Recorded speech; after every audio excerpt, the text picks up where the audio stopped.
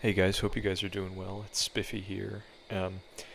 On this Halloween night, I wanted to take a moment to kind of talk about fears and examine what drives fears. So I came out here to the woods behind the retirement home, and I'm just sitting here in the dark.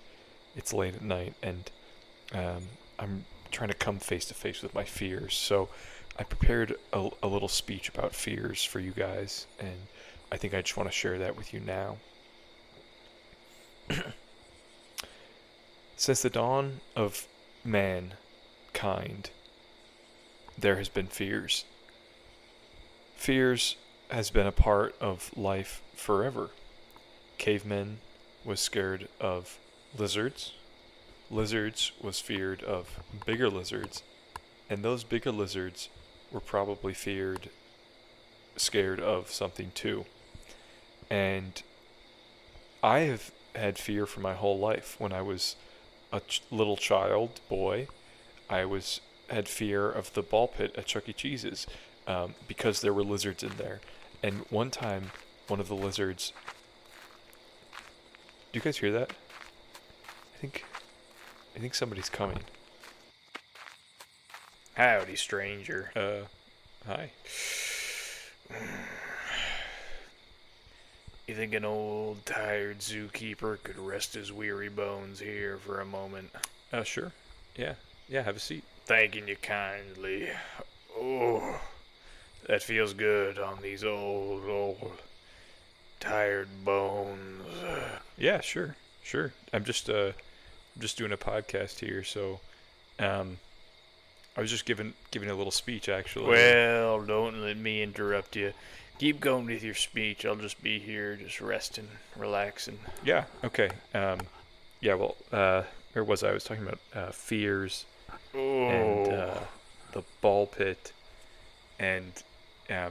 So basically, what I have come to learn about fear in my life. It does a body good to rest uh, his bones.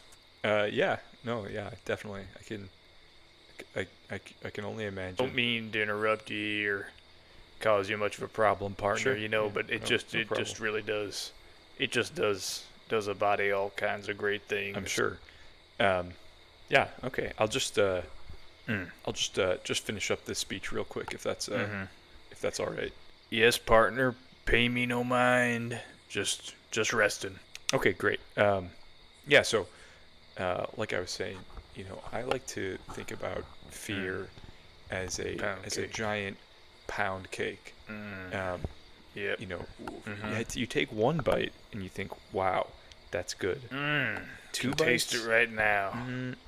Tasty. Ooh, 3 my bites. bones. All right. This.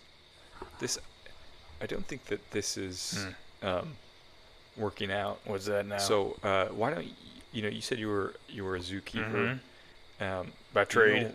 We're trying to talk about fear. Do you know anything about fear?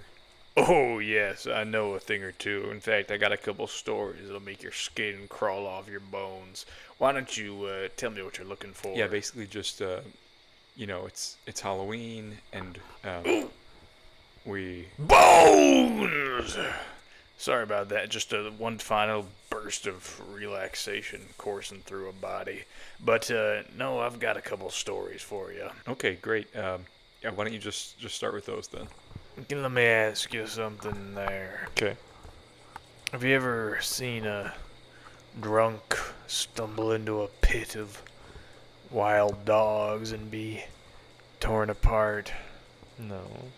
Have you ever seen a drunk fall into the gorilla pit and be bludgeoned by gorillas? No. Have you ever seen a drunk impaled by a narwhal's tusk? Have you? No. Why?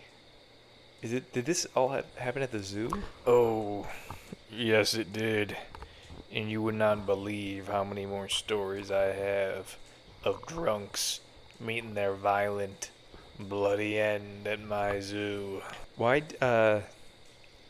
It's kind of. Why do you think there are so many drunks at your zoo? Well, cowboy. Could be a number of things. Could be the lack of infrastructure in this country. Could be the way the world's changing. Doesn't seem to be a place for the cowboy anymore in this modern world. Okay, are you a cowboy or a zookeeper? Could be the love in a mother's eyes. She watches her child leave home for the first time. Okay, I don't know what that has to do with. Could be the all-you-can-drink booze special we run on Mondays, Wednesdays, Thursdays, and Fridays. All-you-can-drink booze down at Booze Lovers Zoo. Okay, that's the name of the zoo? Well, it started off as a nickname local, booze lovers would give to our zoo thanks to that generous deal I just laid out for you and gave to your listeners. Your listeners. But, sooner or later our marketing team decided that we should just go with it. And that's what we called it. And let me tell you something. The dollars and the casualties have been just raking up ever since. Do you mind if I just ask you something? Shoot, partner.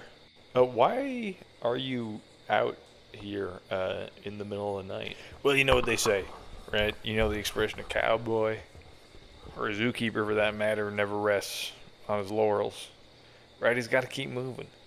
A cowboy or a zookeeper is like a stone, A rolling stone collects no moss, and a rolling zookeeper can capture no drunks. Okay, so you're just kind of out here, just like exploring, or? Well, yeah, that, and we had a panther escape its enclosure, so just out looking for him. My God, how did that happen? Drunk, let him out. Okay. All right. Well, I'm just gonna go back to my speech, if that's cool. Fine by me. Wait, is someone else coming? I reckon I do hear someone.